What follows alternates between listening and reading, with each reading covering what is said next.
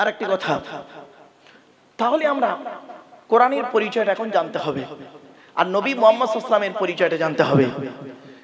আল্লাহর পরিচয় চারটি, নবীদের পরিচয় কটা বলেছি? তিনটে।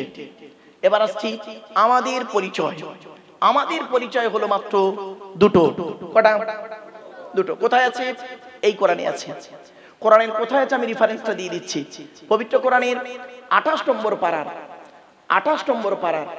16 নম্বর পৃষ্ঠার 2 নম্বর লাইন, সূরার নাম সূরা তাগাবুন, আয়াত নাম্বার 9, রুকু নাম্বার 2, আল কোরআন। আল্লাহ বলছেন, ওমাই ইউমিন বিল্লাহ, যে ব্যক্তি 100% আমাকে বিশ্বাস করবে, ওমাই ইউমিন বিল্লাহ, যে ব্যক্তি 100% আমার উপরে নির্ভর করবে, জীবনের সব কিছুকে আমার উপরে নির্ভর করবে 100%। এক নাম্বার। 2 নাম্বার কি?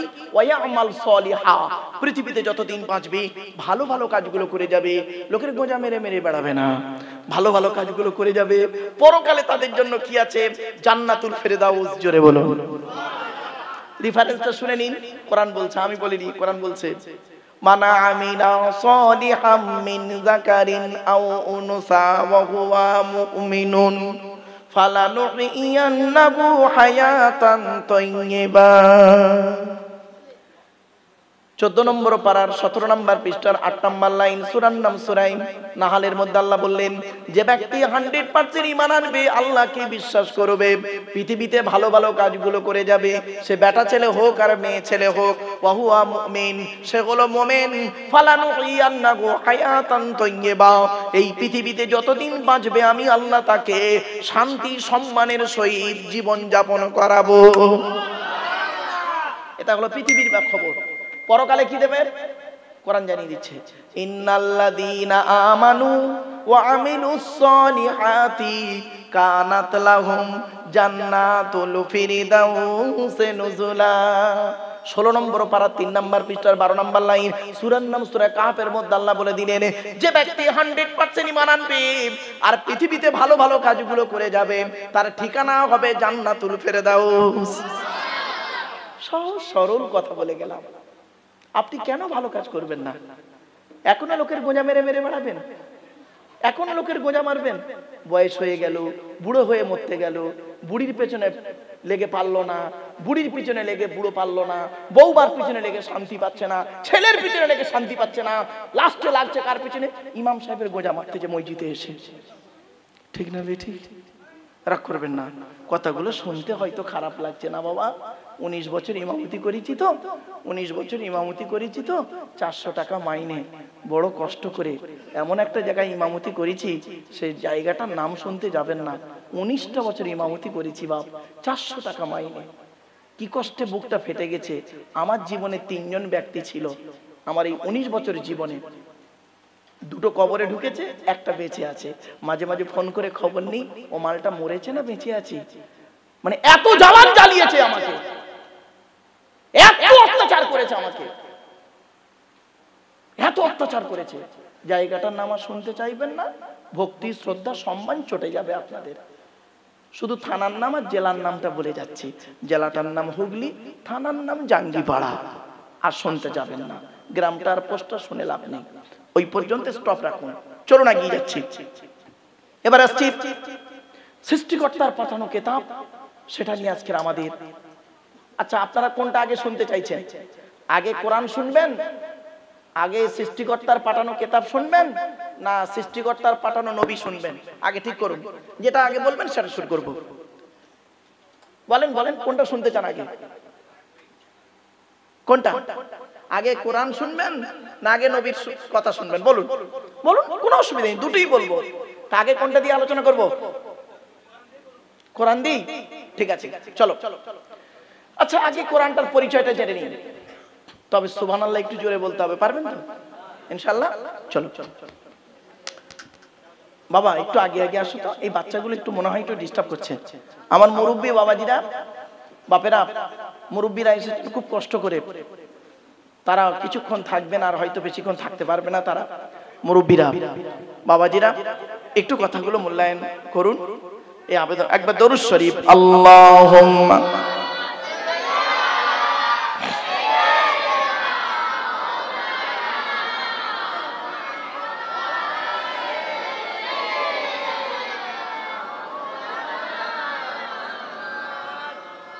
বাপেরা একবার দয়া করে আপনারা একবার ওই দরুদটা পড়ুন না বাবা, যে দরুদটা আমরা নামাজের মধ্যে পড়ি, ওই দরুদটা একবার দয়া করে পড়তে পারবেন?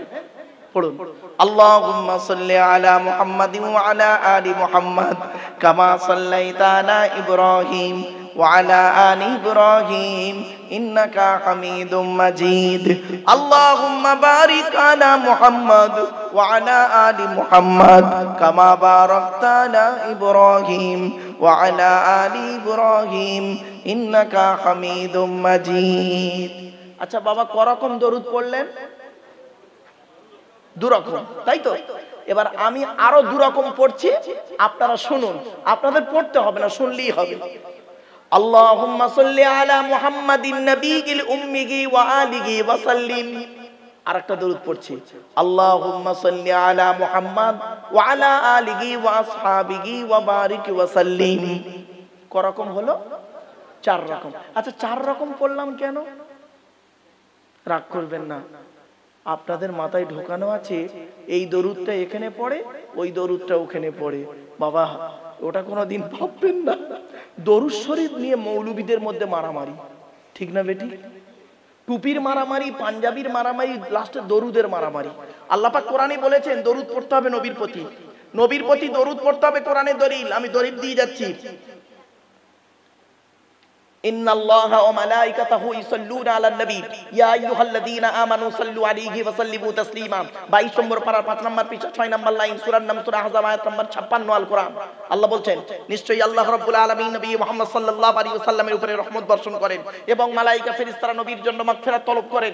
ইয়া আইয়ুহাল্লাযীনা আমানু, হে ঈমানদার বান্দাগণ, সাল্লু আলাইহি, তোমরা নবী মুহাম্মদ সাল্লাল্লাহু আলাইহি ওয়াসাল্লামের উপরে দরুদ পেশ করো, ওয়া সাল্লিমু তাসলিমা, নবীর প্রতি আন্তরিকতার সঙ্গে সালাম প্রেরণ করো।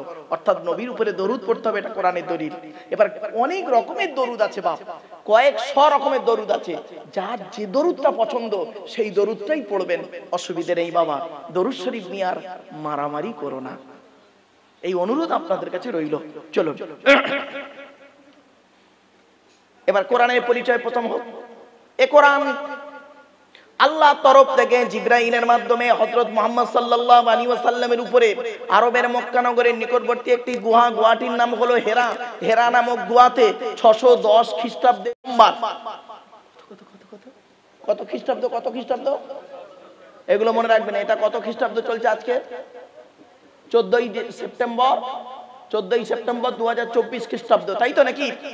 এবার মাইনাস প্লাস করুন, পেয়ে যাবেন 610 খ্রিস্টাব্দে 1 ফেব্রুয়ারি সোমবার কোরআনের প্রথম আয়াত নাজিল হলো। ইকরা, রিড, পড়ো পড়ো পড়ো।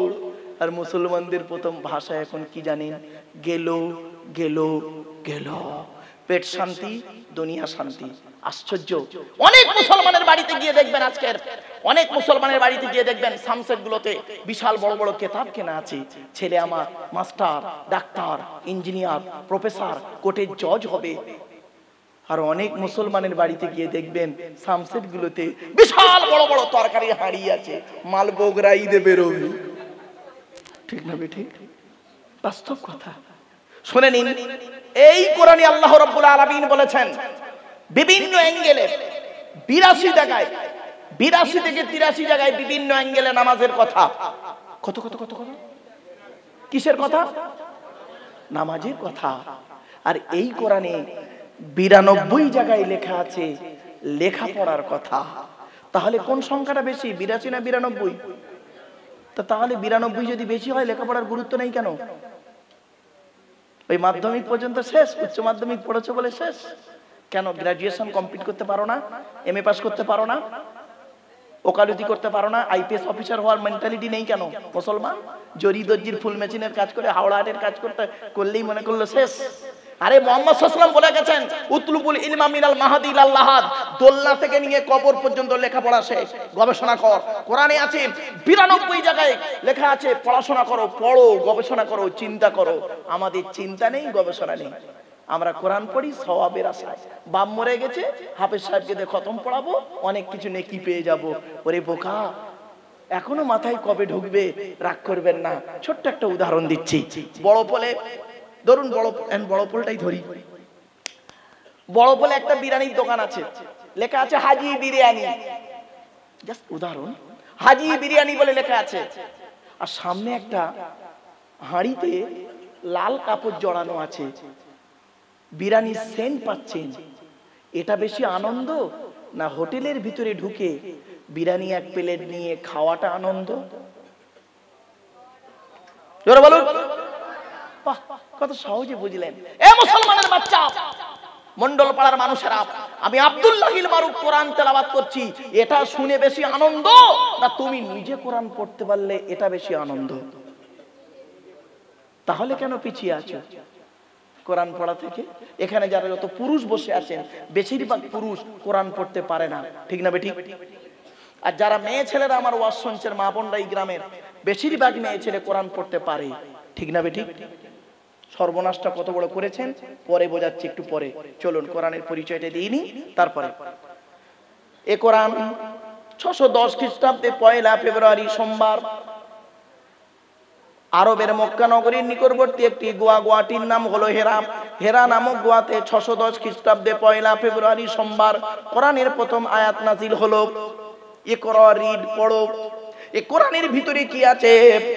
30টা পারা আছে, 540টা রুকু আছে, 114টা সূরা আছে, 14 থেকে 15 খানা সাজদা আছে, 7টা মঞ্জিল আছে, 8 থেকে 12 খানা সাক্তা আছে, 6666টা আয়াত আছে।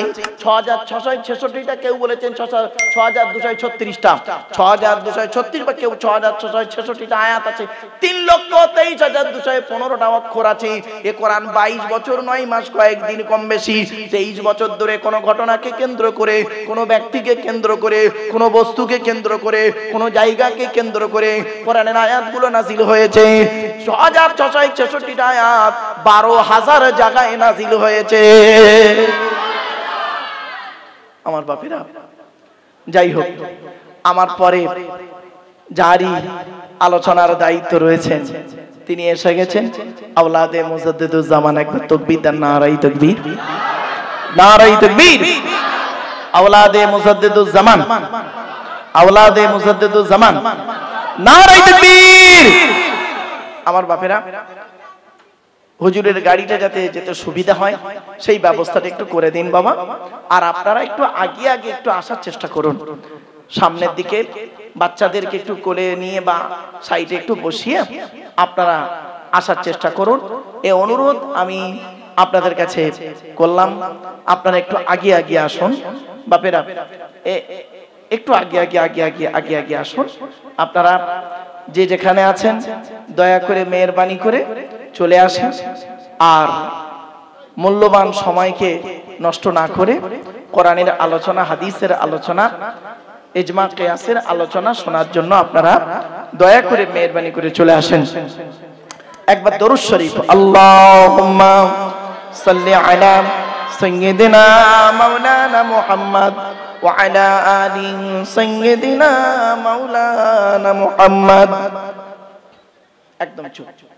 এবার আসছি, এই কোরআনের ভিতরে 250 রকমের হারাম আছে। কত কত কত? 250 রকমের হারাম আর 250 রকমের হালাল। 250 রকমের হারাম, 250 রকমের হালাল আয়াত আছে। আমরা কটা জানি? সুদ খা, ঘুষ খা, মদ খা, গুড়িয়ে গাড়িয়ে গোটা 50টা বলতে পারবো, ঠিক না বেঠিক? তারপর আর খুঁজে পাবো না। কত রকম কোয়ালিটির হারাম হয় ভাবতে পারবেন না। এজন্য আপনাদেরকে আমি অনুরোধ করে যাচ্ছি, কোরআনের, এই কোরআনের এমন একটা সূরা আছে যে সূরাটি আদম আলাইহিস সালামের উপরে নাজিল হয়েছে, এবং সেই সূরাটি হযরতে ইব্রাহিম আলাইহিস সালামের উপরে নাজিল হয়েছে। সেই সূরাটি হযরতে মূসা আলাইহিস সালামের উপরে নাজিল হয়েছে। আবার সেই সূরাটি হযরত মুহাম্মদ মুস্তাফা সাল্লাল্লাহু আলাইহি ওয়াসাল্লামের উপরে নাজিল হয়েছে। জুড়ে বলুন সুবহানাল্লাহ। সেই সূরাটির নাম জানেন? শুনেন, বলে দিচ্ছি। 30 পারায় সূরাটি আছে। সূরাটির নাম হলো সূরা আ'লা। সাব্বিহ ইসমা রাব্বিকাল আ'লা আল্লাযী খালাকা ফাসাওয়া ওয়াল্লাযী কদ্দারা ফাহাদা ওয়াল্লাযী আখরাজাল মারআ ইলা আখিরিল আয়াত। এই সূরাটি, এই সূরার শেষে লেখা আছে ইন্না হাযা লাফিস সুহুফিল উলা সুহুফি ইব্রাহিম ওয়া মূসা। আমার বাপেরা চলো,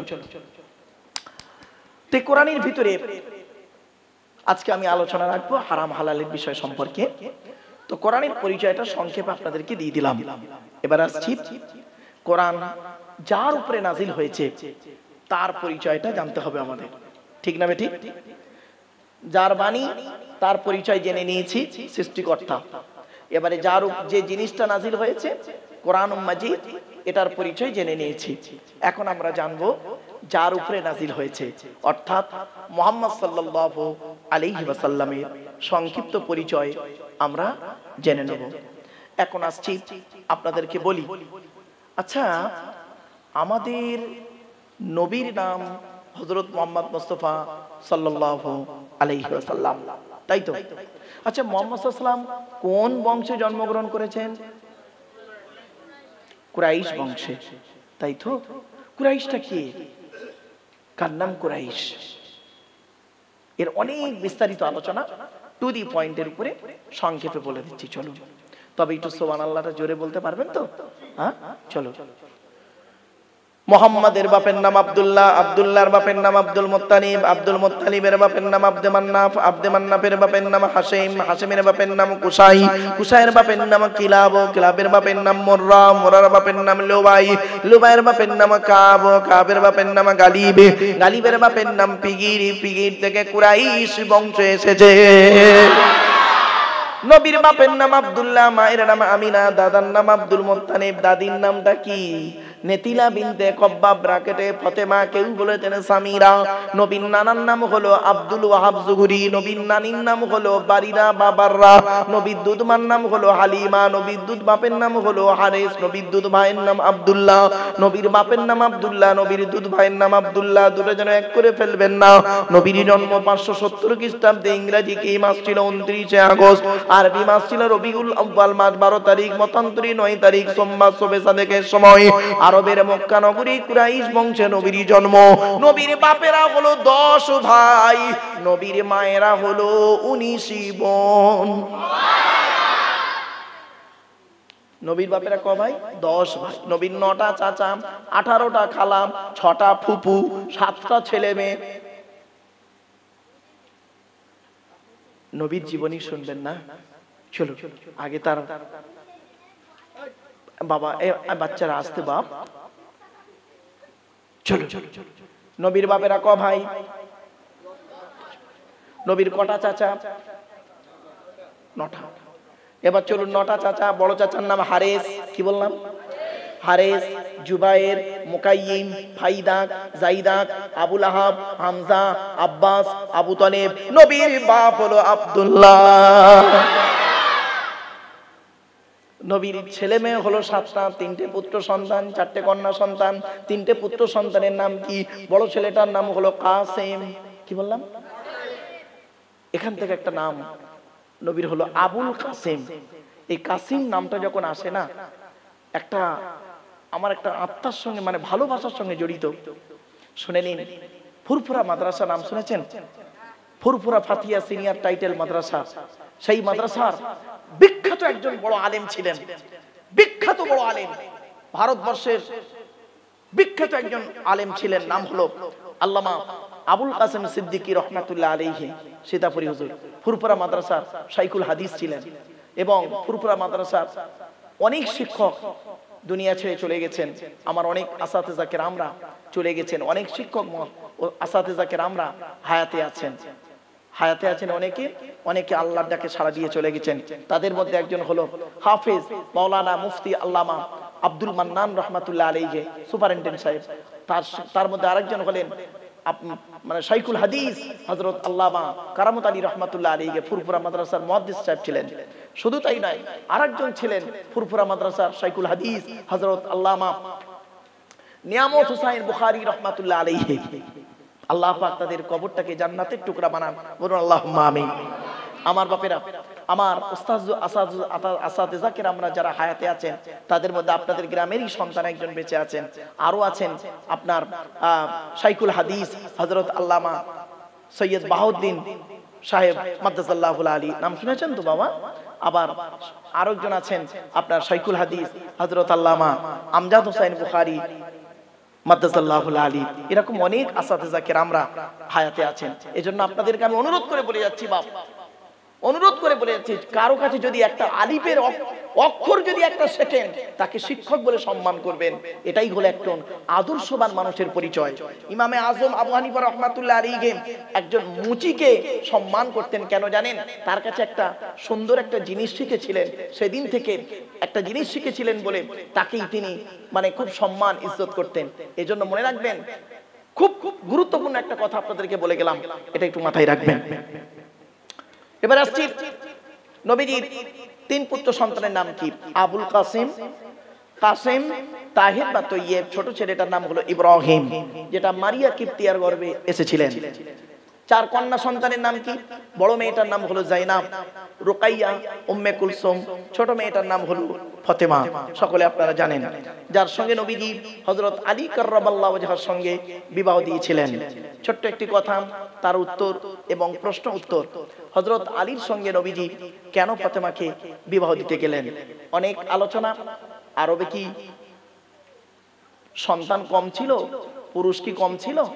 তিনি হযরত আলীকে জামাই করতে গেলেন কেন? অনেক আলোচনা আছে।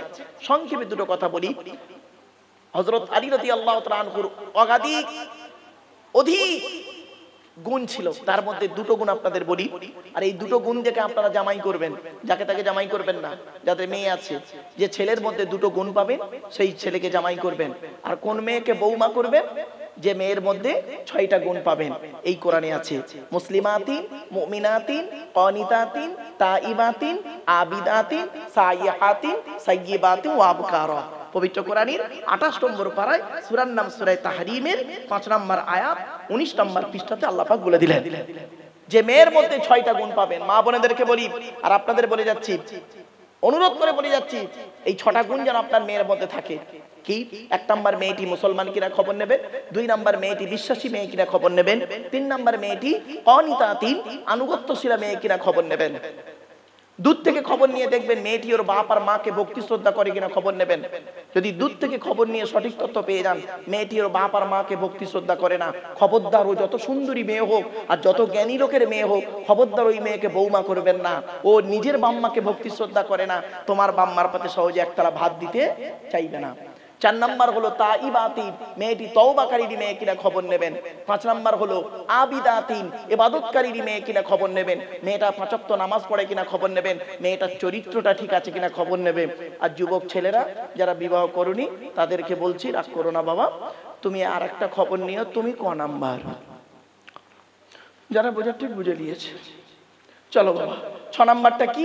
সাইয়্যিহাতিন, মেয়েটা রোজাদার মেয়ে কিনা খবর নেবেন। এই 6 গুণান্বিত মহিলা ছিলেন কে? আল্লাহর নবীর ছোট কন্যা, নাম হলো ফাতেমাতুজ জোহরা রাদিয়াল্লাহু তাআলা আনহা। কিছু বুঝতে পারছেন? ছোট্ট একটা কথা আপনাদের বলি, আপনারা মেয়েকে যখন বিয়ে দেন, বিয়ে দেওয়ার সময় যেদিন বিয়ে হয়ে গেল, হয়ে যাওয়ার পর মেয়েকে যখন শ্বশুর বাড়ি পাঠান, কি বলে পাঠান আর কি দিয়ে পাঠান? আর নবীজি তার কন্যা ফাতেমাকে শ্বশুর বাড়ি পাঠিয়েছিলেন আলীর বাড়িতে, কি বলে পাঠিয়েছিলেন আর কি দিয়ে পাঠিয়েছিলেন? সংক্ষেপে 1 মিনিটে কথাটি শুনে নিন, মূল্যায়ন করবেন বাড়িতে গিয়ে। মুহাম্মদ সাল্লাল্লাহু আলাইহি, আচ্ছা আগে আমাদেরটা বলি, আপনি আপনার মেয়েকে যখন শ্বশুর বাড়ি পাঠান কি দেন? বিয়ের দিনে খাট, গদি, ড্রেসিং টেবিল, আলমারি, খাটের সঙ্গে আরো আনুষঙ্গিক জিনিস দেন, দিয়ে অনেক কিছু 500-700 বরযাত্রী খাইয়ে আপনি মেয়েকে বিদায় দিচ্ছেন। যখন বিদায় দেন সব গাড়ি চলে গেছে, একটা গাড়ি পড়ে আছে। কার গাড়ি? বরের গাড়ি দাঁড়িয়ে আছে। মেয়ে উঠছে গাড়িতে, কেঁদে কেঁদে, মেয়েটি কাঁদছে, মেয়ে কাঁদছে। মেয়ের ভাই গলা জড়িয়ে বোনের কাঁদছে, বোনটে কাঁদিস নি, তুই চলে যাচ্ছিস আজ। ওরকম ফলস কান্না না কেঁদে আসল কান্না কাঁদবেন, চলুন। আর মেয়ের বাপ কাঁদছে, মেয়েটাকে গলা জড়িয়ে, মা কি বলবো, আর কাঁদিস নি মা, তুই যা, কাল সকাল সকাল আমরা যাচ্ছি। তুই সকাল সকাল বেলা কি করবি রে? কিছু বুঝতে পারলেন না ভাষাটা আমার?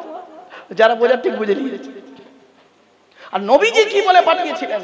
আপনি আপনার মেয়েকে বলছেন, মা তুই কাঁদিস নি, আমরা কাল সকাল সকাল যাচ্ছি, তো তুই কি করবি? আর নবীজি কি বললেন? শুনে নিন তার মেয়েকে ফতেমাকে কি বলছেন শুনুন। আর কি দিয়েছিলেন নবীজি তার মেয়ে ফতেমাকে দিয়েছিলেন? কি? একটা পানির কলসি, দুটো, একটা কম্বল, একটা পানির কলসি, দুটো জামা, একটা খেজুর পাতার চাটাই, আর একটা জাঁতা, আর একটি মাত্র চামড়ার বালিশ। কটা? একটি মাত্র চামড়ার বালিশ। কি বলে দিয়েছিলেন? আপনি তো আপনার মেয়েকে বললেন মা তুই কাঁদিস যা, আমরা কাল যাচ্ছি। আর নবীজি কি বলেছিলেন? নবীজি একটা কথা বলেছিলেন। আপনি আপনার মেয়েকে ওই একটা কথা বলে বিদায় দিতে যদি পারেন তাহলে নবীকে ভালোবাসা হবে। নবীজি বলেছিলেন ফাতেমা, ফাতেমা মনে রেখো, হকের উপরে আলী যদি তোমার উপরে নারাজ থাকে আল্লাহ নারাজ হয়ে যাবে। আর হকের উপরে আলী যদি তোমার উপরে খুশি থাকে, স্বামী যদি তোমার উপরে খুশি থাকে, আল্লাহ খুশি হয়ে যাবে। আপনি পেরেছেন? আপনি পেরেছেন আপনার মেয়েকে এইভাবে করতে? মনে রাখবেন, পেটে ধরলে মা হওয়া যায় না, জন্ম দিলে বাপ হওয়া যায় না। প্যারেন্টস হতে গেলে না অনেকগুলো রেসপন্সিবিলিটি আছে, দায় দায়িত্ব আছে। ওদিকে আলোচনা যেহেতু নয়, আজকে নবীর আলোচনা চলছে, নবী সম্পর্কে বেশ কিছু কথা আপনাদেরকে টুকটুক করে তুলে ধরবো। একটু ধৈর্যের পরিচয় দিন। চলো এবার আসছি বিশ্বনবী মুহাম্মদ সাল্লাল্লাহু আলাইহি ওয়াসাল্লাম। আপনারা জানেন ছোটবেলা থেকেই তার সিনাকে চাকা হয়েছিল, অর্থাৎ পরিষ্কার করা হয়েছিল। 4 বার এই কাজটা করা হয়। মুহাম্মদ সাল্লাল্লাহু আলাইহি সাল্লাম করেছেন কি? সংক্ষেপে তিনি করেছেন কি? হালিমা নামক এক মহিলা দুধ পান করেছিলেন। তারপরে করলেন কি? বয়সের সাথে সাথে স্থান কাল পাত্র ভেদে তিনি বুদ্ধিমত্তার পরিচয় দিয়েছিলেন। এবার আস্তে আস্তে নবীজির বয়স যখন 25 বছর হলো, আরবের বিখ্যাত একজন বিধবা মহিলা নাম হলো খাদিজাতুল কুবরার সঙ্গে তার বিবাহ হলো। একদম সংক্ষেপে জেনে নিন। বিবাহ হওয়ার পর খাদিজার সঙ্গে আম্মা জান, আচ্ছা নবীর স্ত্রীদেরকে আমরা কি বলবো? আম্মা জান। কি বলবো? শোনেন, নবীর স্ত্রীদেরকে বলবেন আম্মা জান। এটা আমি বলিনি, কোরআন বলছে আন-নাবিয়্যু আউলা বিল মুমিনিন ওয়া আযওয়াজুহু উম্মাহাতুহুম। আয়াতটা কোথায় আছে? 21 নম্বর পারার 16 নম্বর পৃষ্ঠার একেবারে 12 নম্বর লাইন, সূরার নাম সূরা আহজাব। আল্লাহ বলছেন। তো যাই হোক, আম্মা জান খাদিজার সঙ্গে নবীর বিবাহ হলো। খাদিজা নবীর সঙ্গে এত ভালো আচরণ করেছেন, এত ভালো আচরণ করেছেন, খাদিজার ব্যবহারে রাসূলুল্লাহ খুশি হয়ে গেছেন। এমন কি রাসূলুল্লাহ খুশি হয়েছেন, আল্লাহ রাব্বুল আলামিন খুশি হয়ে খাদিজাকে সালাম পাঠিয়েছেন জিবরাইলের মাধ্যমে। এখান থেকে কি শিক্ষা নিলেন? ছোট্ট একটা কথা আপনাদের বলে যাচ্ছি, শুনে নিন। মুহাম্মদ সাল্লাল্লাহু আলাইহি সাল্লাম তার মেয়ে ফাতেমাকে বলেছিলেন, ফাতেমা আলীকে দ্বিতীয়বার ডাকতে যেন না হয়। কি বলল? আলীকে দ্বিতীয়বার ডাকতে যেন না হয়। একদিনের ছোট্ট একটি ঘটনা সংক্ষেপে বলে দিচ্ছি, শুনে নিন। হযরত আলী রাদিয়াল্লাহু তাআলা আনহু বাইরে গিয়েছেন, আস্তে একটু রাত হয়েছে। ফাতেমা আম্মা জান ফাতেমা করেছেন কি? দরজা দিয়ে হাসান হোসেনকে খাইয়ে দরজা দিয়ে দাঁড়িয়ে দাঁড়িয়ে কোরআন তেলাওয়াত করছেন, স্বামীর জন্য অপেক্ষা করছেন। এমত অবস্থায় হযরত আলী রাদিয়াল্লাহু তাআলা আনহু এসে বলছেন, ফাতেমা বলে একবার ডেকেছেন, লাব্বাইক বলে দরজাখানা খুলে দিয়েছে। হযরত আলী রাদিয়াল্লাহু তাআলা আনহু বলছেন, ফাতেমা আমি জানি তুমি নবীর কন্যা, তোমার সম্মান অনেক বেশি, তবে তুমি আমার জন্য তোমাকে রাত জেগে বসে থাকতে হবে না, তুমি হাসান হোসেনকে খাইয়ে ঘুম পাড়িয়ে দিয়ে তুমিও খেয়ে ঘুমিয়ে পড়বে, আমি এসে খেয়ে শুয়ে পড়ব। তখন আম্মা জান ফাতেমা কি বলেছিলেন শুনে নিন। এটা হলো আমার মায়ের স্বভাব, বাপের অর্ডার। জোরে বলুন। কি বলল? মায়ের স্বভাব, বাপের অর্ডার। তখন হযরত আলী রাদিয়াল্লাহু তাআলা আনহু চমকে গিয়ে বললেন, আচ্ছা খুলে বলো তো মায়ের স্বভাব ও বাপের অর্ডারটা কি? তখন মা ফাতেমা বলছেন, আমরা হলাম 4 বোন, 7 ভাই বোন। 3 ভাইকে আল্লাহ পাক বাল্যকালে ডেকে নিয়েছেন, আর 4 বোন ছিলাম জয়নাব, উম্মে কুলসুম, রুকাইয়া, আমি হলাম ছোট মেয়ে ফাতেমা। আমি আমার মা খাদিজাকে করতে দেখেছি, আমার আম্মা জান আমাদের 4 বোনকে খাইয়ে ঘুম পাড়িয়ে দিয়ে আমার আম্মা জান করতেন কি? আমার আব্বা জানের জন্য, আমার আম্মা জান আব্বা জানের জন্য কি করতেন? দরজা দিয়ে দাঁড়িয়ে দাঁড়িয়ে আল্লাহ আল্লাহর জিকির করতেন। যতক্ষণ না আব্বা জান আসতেন ততক্ষণ অপেক্ষা করতেন। আমার আব্বা জান এসে একবার যদি খাদিজা বলে ডাকতেন, লাব্বাইক ইয়া রাসূলুল্লাহ বলে দরজা খুলে দিতেন। এই অভ্যাসটা আমি আমার মায়ের থেকে শিখেছি। জোরে বলে। আর আপনার কন্যা কি করেছে? আপনার মেয়ে কি করেছে দেখবেন, রাগ করবেন না। আপনি আপনার মেয়েকে বিয়ে দিয়েছেন ধরুন বাগনানে, রাগ করবেন না, যে মেয়ের বাগনানে বিয়ে হয়েছে রেখে যাবেন না। বাগনানে বিয়ে দিয়েছে, আপনি একটা দোকান করেছেন, দোকানটা করেছেন কলকাতায়, বাড়ি প্রতিদিন বাড়ি আসেন, আপ ডাউন করেন, রাত 12টার সময় বাড়ি আসেন। আপনার বউ করেছে কি আপনার মেয়েকে ফোন করছে, মেয়ের মা মেয়েকে ফোন করছে শীতকালে সন্ধ্যে 7টার সময়, হ্যালো কি করছিস মা? তা মেয়ে বলছে কি আর করব, কি আর করব, স্বামী খায় রুটি, শ্বশুর খায় পরোটা, শাশুড়ি গরম ভাত, আমি শুকনো মুড়ি। বুঝতে পারিনি ভাষা মনে হয়। তো যাই হোক, তা জামাই কখন বাড়ি আসে মা? মেয়ে বলছে ওই তো আসে রাত 12টা করে আসে। রাত 12টায় আসে, অতক্ষণ জাগতে পারবি? তুই এক কাজ করবি মা, মেয়ের মা শিখিয়ে দিচ্ছে, তুই এক কাজ করবি, এই খাবার রান্না টান্না করে তুই একটু ঘুমিয়ে নিবি, তারপর জামাই এলে উঠবি। আচ্ছা ভাই আপনারা বলেন তো, একটা মেয়ে ছেলে শীতকালে অঘ্রাণ মাস কি পৌষ মাসে লেপের ভিতর বা কম্বলের ভিতর রাত 10টার সময় ঢোকে, রাত 12টার সময় কাঁচা ঘুমে উঠতে ভালো লাগবে ওর? ব্যাস খেচাখেচি শুরু হয়ে গেল। শুনে রেখে দিন, এই বর্তমান সময়ে যে মেয়ের মা, বেশিরভাগ মেয়ের সংসার নষ্ট হয় মেয়ের মায়ের কান ভাঙা নিতে, ঠিক না বেঠিক? বেশিরভাগ এই বাচ্চারা বে করেনি, ও বলছে ঠিক, বাচ্চাগুলো দিয়ে বহুত চালাকেরা বুঝেছেন। বেশিরভাগ মেয়ের সংসার নষ্ট হয় মেয়ের মায়ের কান ভাঙা নিতে। এজন্য আমি অনুরোধ করে বলে যাচ্ছি, মেয়ের মা যারা হয়েছেন আপনারা সাবধান হয়ে যান, নিজের মেয়েকে তৈরি করুন। মনে রাখবেন, ডাইস যদি ভালো হয় ও ডাইস থেকে যে মালটা বেরোবে ভালোই বেরোবে, আর ডাইসটা যদি বেকা হয় ও ডাইস থেকে যে মালটা বেরোবে বেকাই বেরোবে। ডাইসটা হলো বাপ আর মা, এত সহজ জিনিস নয়, বাম্মা হওয়াটা এত সহজ জিনিস নয়। অনুরোধ করে বলে যাচ্ছি, চলো যে মেয়ের মা, যে মেয়ের মা যত বেশি চালাক, যে মেয়ের মা যত বেশি চালাক, সেই মেয়ের কপালে তত তাড়াতাড়ি তলাক। ঠিক না বেঠিক? বাস্তব কথা বলছি, ভুল বুঝবেন না, বাচ্চারা বুঝতে পারবে না। আপনারা জ্ঞানী গুণী বুদ্ধিজীবী মানুষ, অন্তত আপনারা একটু অনুভব করুন। অনুরোধ করে বলে যাচ্ছি, আমি একটা ছোট্ট প্রশ্ন করেছিলাম, এখানে এতগুলো মানুষ বসে আছেন, এখানে এতগুলো মানুষ বসে আছেন, আপনাদের বেশিরভাগ লোক কোরআন পড়তে পারে না। আর যে সমস্ত মেয়ে ছেলেরা, যে সমস্ত মা বোনেরা বসে আছেন, বেশিরভাগ মেয়ে ছেলে কোরআন পড়তে পারে, ঠিক না বেঠিক? এটা কবে থেকে হলো জানেন? এ সর্বনাশটা, এটা সর্বনাশ, এটা উন্নতি নয়। এই সর্বনাশটা আপনারাই ডেকে এনেছেন, আমি আনিনি। আপনারাই কিভাবে ডেকে এনেছেন দেখুন।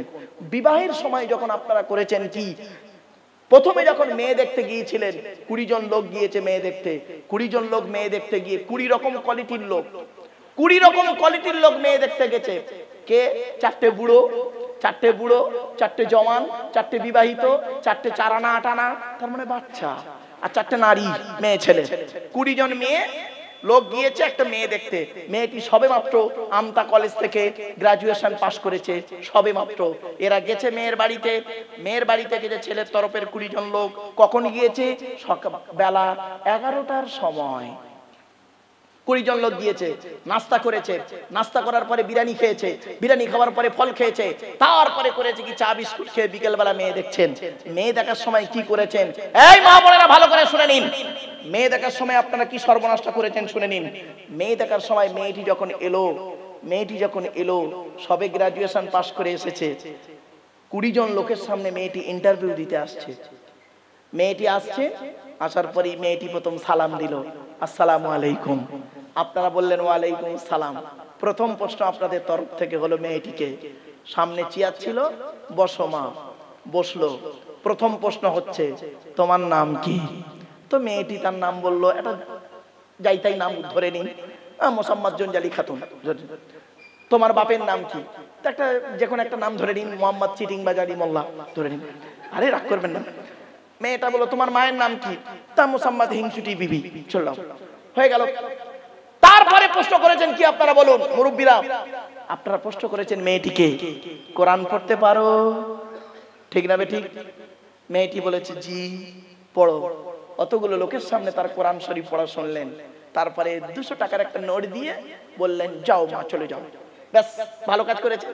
এবারে মেয়ের তরফ থেকে ছেলের বাড়ি যখন ছেলে দেখতে গিয়েছিলেন কি সর্বনাশটা করেছেন শুনে নিন।